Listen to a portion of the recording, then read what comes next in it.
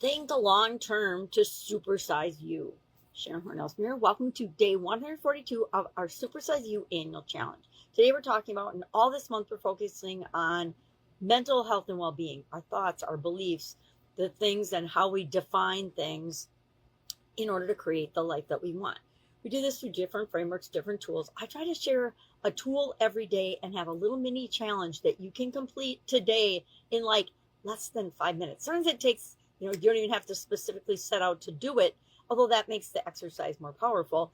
But every day, if we do one little thing to make us a better human being, that is automatically going to make us 365 times a little bit better than we were when we started the year. So today we're on day 142, and we're talking about thinking long-term. What the heck does long-term mean? For the purposes of this exercise, we'll call long-term 10 years. I personally set lifelong legacy goals and then break down and work backwards from there. That's how I do it. But everybody has their own process and way of doing it. But in order to do that, you have to decide, I'm going to look at my life and things from a long-term perspective. If I look at it from long-term in like 10 years, it will make me make different decisions. I will prioritize things differently. I will invest in skills and activities and things that compound over time and become more valuable. So for example, if I take a course or if I get some information or if I read a book, the impact of that is going to be if I choose to accept and apply something that I learned from that book. My goal with a book is if I can get one piece of information or content out of a book that I apply, then that's been a successful investment for me. Investment in the book, investment in my time and energy that goes into reading and consuming the book. So that's how I look at things. And I've looked at things this way since probably I was in college, maybe sooner. My dad taught my sisters and I when we were really young to be excellent goal setters and to write them down. Now, this is just post-it notes that remind me, because he worked at 3M his entire corporate career while having businesses and things along the side. He was very entrepreneurial, and he set an incredibly positive example for my sisters and I. The only one of us that's, and mostly, I guess my younger sister would be considered, she's in a business, so she's entrepreneurial as well.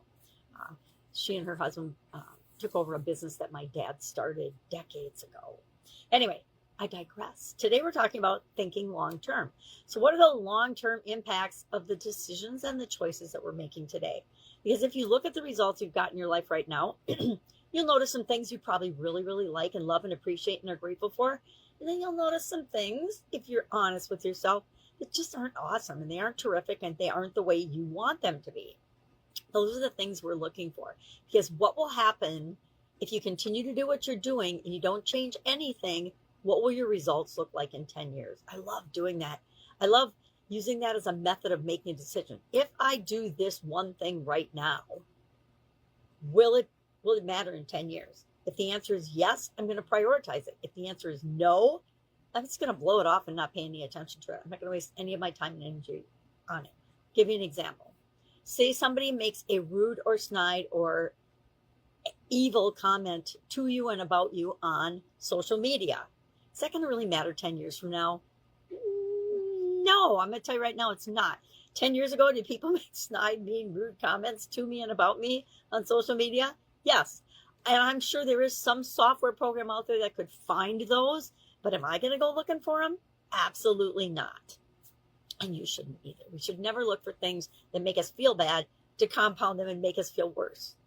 So when we think long term, it has an incredibly positive effect on us and our life and our choices, mostly on our choices. If I choose to eat junk food and super processed food every single day, what kind of an impact is that going to have on me 10 years from now? I'm probably going to be even heavier. I'm probably going to have some kind of diseases and illness.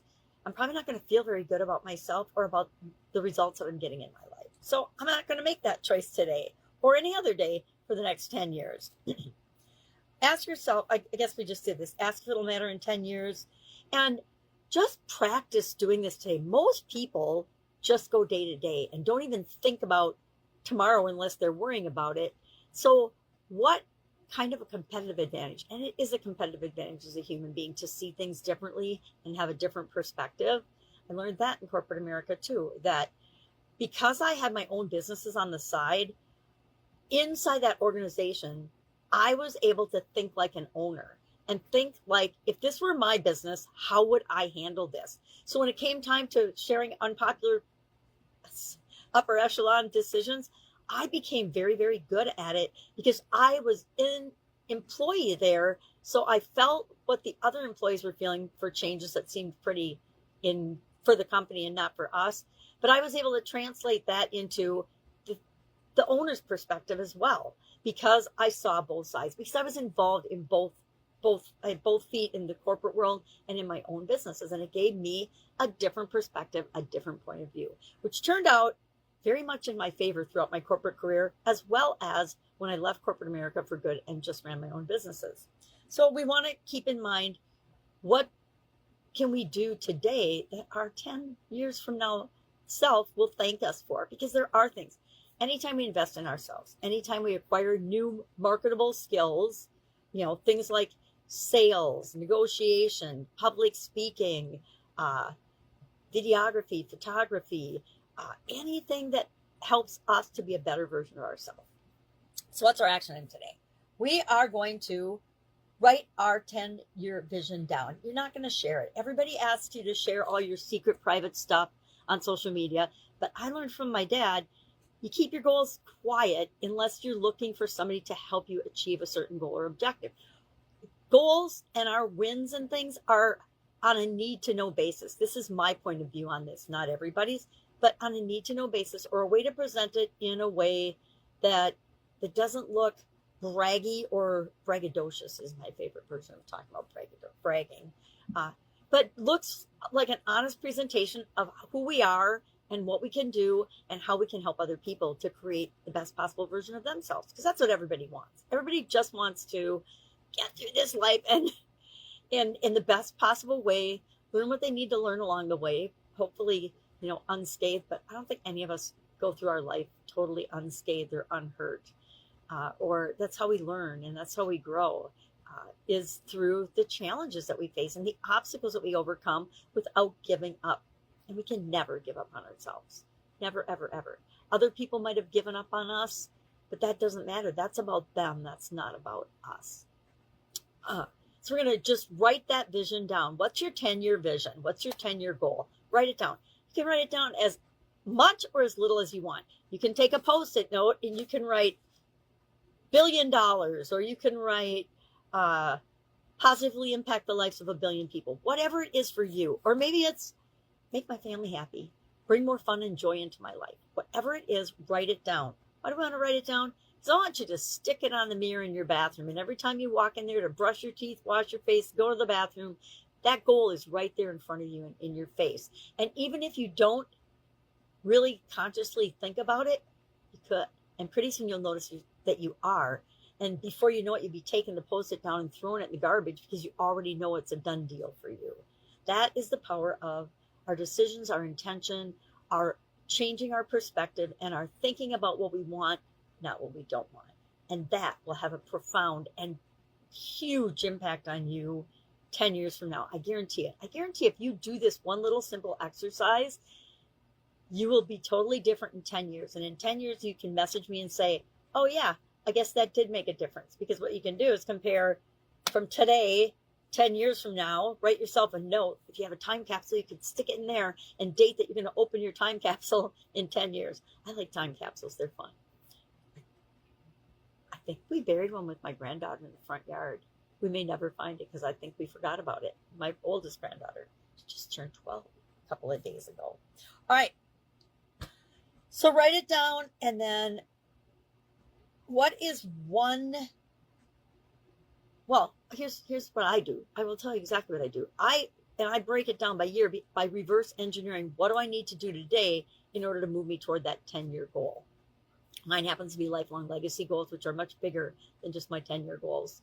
But I break my lifelong legacy goals down, and I kind of estimate how many more years I think I'm going to be around. But with the way technology is changing, who knows? My kids tell me I have to live to be 125, and I'm like, okay, at 66, which is about half of that, I don't think it's going to happen. Maybe in our lifetime. Look at AI and all the technological changes that are coming down the pipe faster than the speed of light, at least the speed of sound. All right. So today, think about it, visualize it, see yourself 10 years from now, and then just use that as your filter today to ask yourself, is this going to matter in 10 years? Is this important? What's the impact of this going to be if I keep doing this thing that I want to do right now for 10 years? I used to eat a caramel every night before I went to bed, usually a chocolate-covered caramel of some sort. But one day I asked myself as I was getting ready to open the package, what is going to happen if I keep eating a sea salt caramel before bed every single night?